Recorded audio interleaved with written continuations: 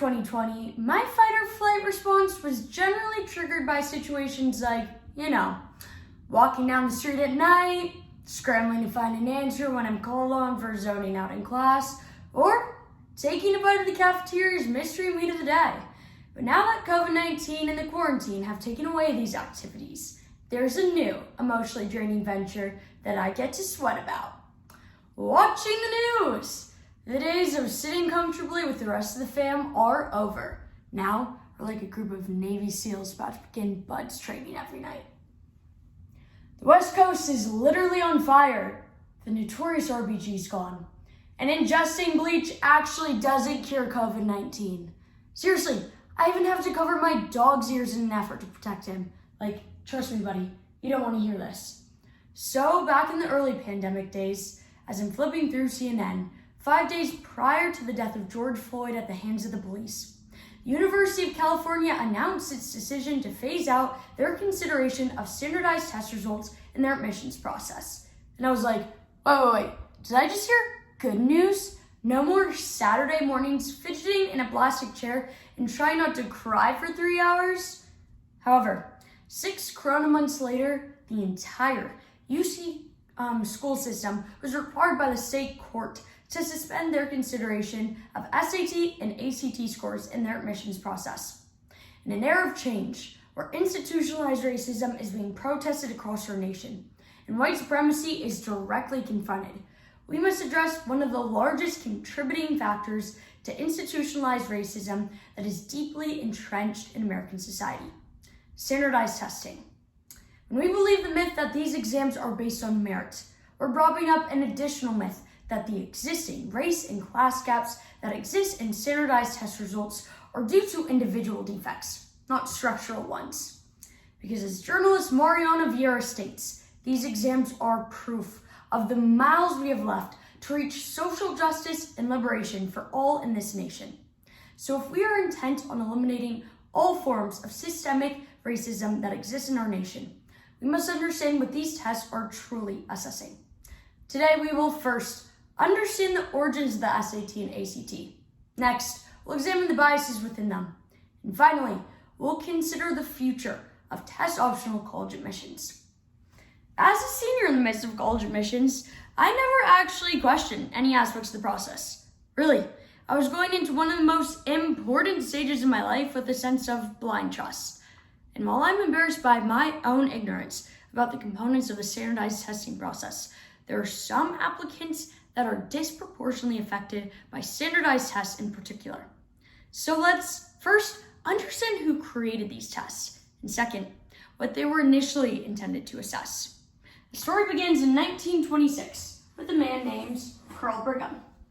Brigham, an avowed eugenist, believed that a population could be controlled through the breeding of desired characteristics.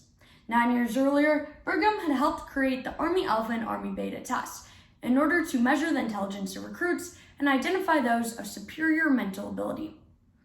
According to his 1923 book, A Study of American Intelligence, these tests would prove the racial superiority of white Americans, and also that the decline of American intelligence would be more rapid than that of European national groups, owing here to the presence of Black folks. The College Board, a non-profit organization that calls itself the College Entrance Examination Board, recruited Carl Brigham to create the Scholastic Aptitude Test, or the SAT. By 1934, Harvard University was the first college to use the SAT as a standard for admission. Immediately after, all other universities followed suit. Because, if Harvard's doing it, then it must be right. The ACT was created 20 years later as competition with SAT, focusing on practical knowledge rather than cognitive reasoning. The ACT gained favor in the Midwest, and these schools believed that the SAT was elitist.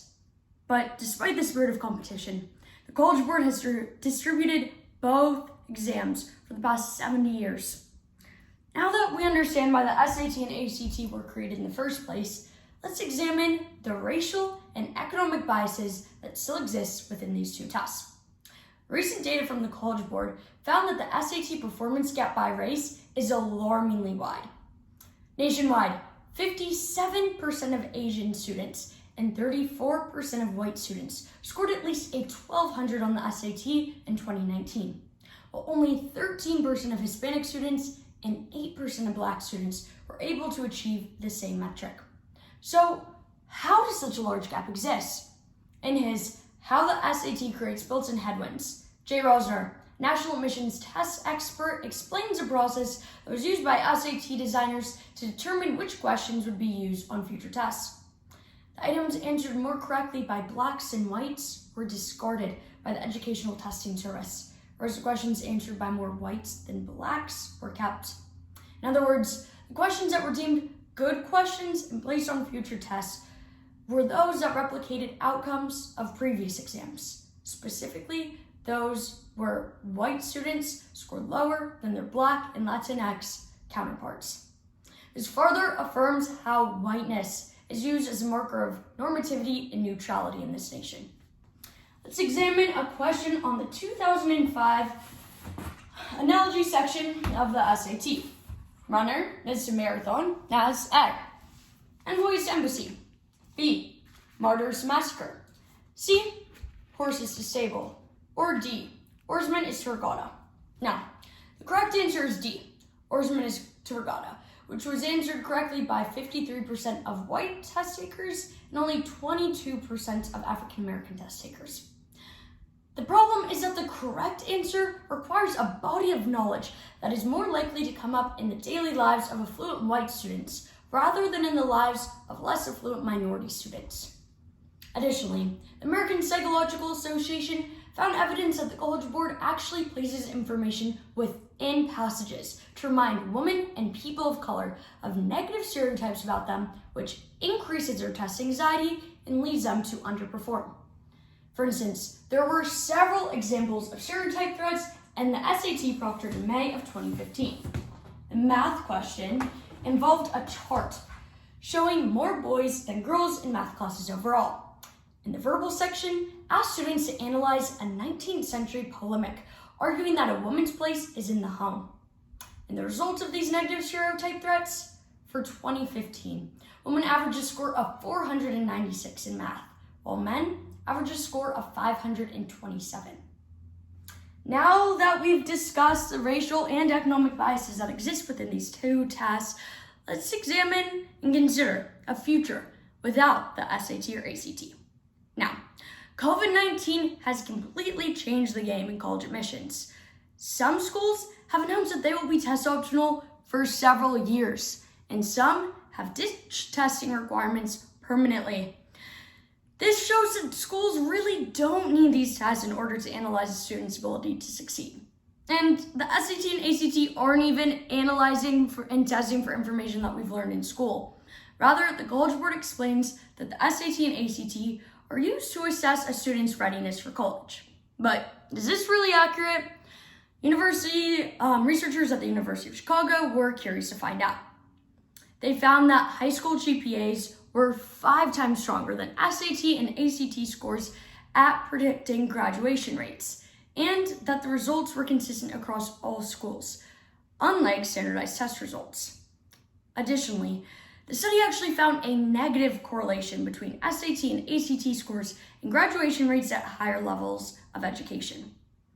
If we want to fight for equal opportunity for all American citizens, we must work to provide the chance for all of our people to attend the universities and colleges and that everyone has access.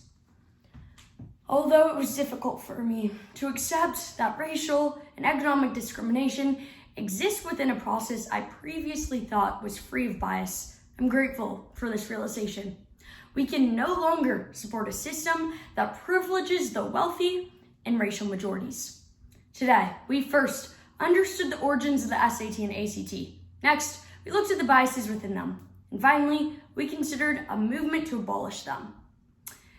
Standardized tests enforce the same narrative that we feed off of in the United States, that those who work hard make it.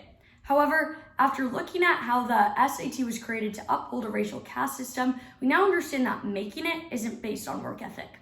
It's based on household income, race, and level of parental education.